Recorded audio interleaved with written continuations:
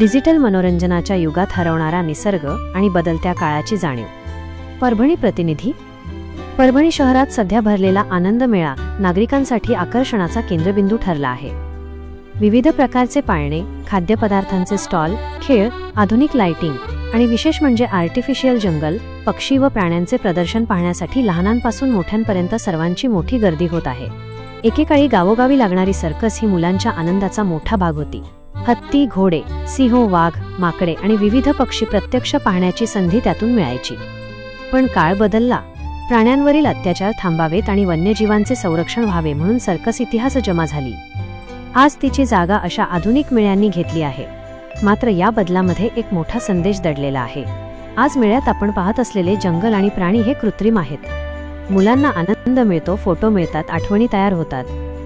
पण जर आपण जंगलांचे संवर्धन केले नाही, वृक्षतोड रोखली नाही आणि वन्यजीवांचे संरक्षण केले नाही, तर उद्या खऱ्या जंगलातही हे प्राणी फक्त चित्रांमध्ये, संग्रहालयात किंवा अशाच कृत्रिम प्रदर्शनांमध्येच पाहायला मिळतील.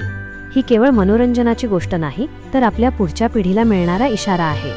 डिजिटल युगाने आपल्याला सुविधा दिल्या, पण निसर्गापासून दूरही नेले.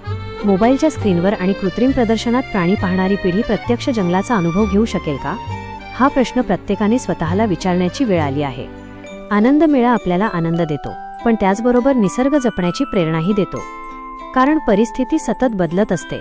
बदल स्वीकारणे गरजेचे आहे, पण निसर्ग गमावून नाही. चला, मेळ्याचा आनंद घेऊया, पण एक झाड लावण्याची, जंगल वाचवण्याची आणि वन्यजीवांचं संरक्षण करण्याची प्रतिज्ञाही करूया. कारण उद्या आपल्या मुलांना खरे जंगल दाखवायचे की फक्त कृत्रिम जंगल, हा निर्णय आज आपल्या हातात आहे. मनोरंजन क्षणिक असते, पण निसर्गाचे संरक्षण ही पुढच्या पिढीसाठीची सर्वात मोठी भेट असते.